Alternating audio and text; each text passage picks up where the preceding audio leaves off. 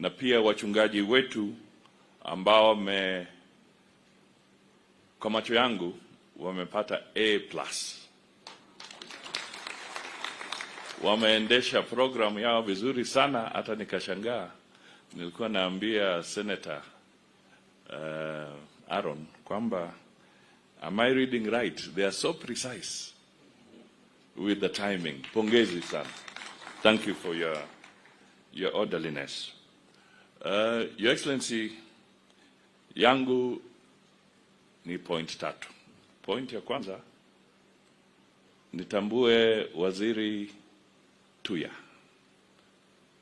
ambaye ni waziri wa mazingira. Asante sana. Kuna PSS wawili, kuna Kimotho. Ni zaidi. Nilipewa. Haya, mtanisaidia nione vizuri. Kuna Kimotho, kuna Terry. Haya, halafu John Kelo Ololtua na Kelo Arsama. Asanteni sana. Thank you. Hawa ni wateule wa Mheshimiwa Rais William Samoei Ruto. Memusi, mimi nilikuja kwako. Tukakula mbuzi. Hapo tukachoma mbuzi. Na wakati huo ulikuwa ukisema mambo yako na unalenga, na nilikuwa nakusikiza. Sasa umesema mambo tena, nimekusikiza. Unajua, katika Kenya hii kutoa yule mtu ambaye anaitwa incumbent ni shida. Wakati Moi alikuwa, mambo ikaenda ikakuwa ngumu kumng'oa. Kibaki akakuja, tukakuwa na referendum, tukiwa na wewe, hata tukiwa na mkubwa wetu William Samoei Ruto.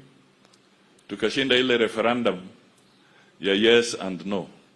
Lakini wakati tulifika kwa kura, mambo ikabadilika tena. So, bwana we soma Rada bwana.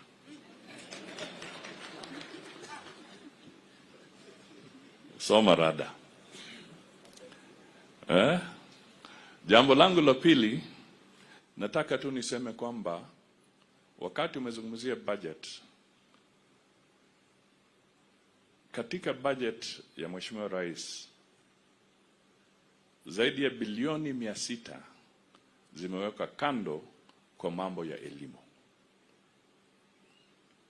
The largest single allocation of resources in the budget has gone to education, and that is 600 billion shillings.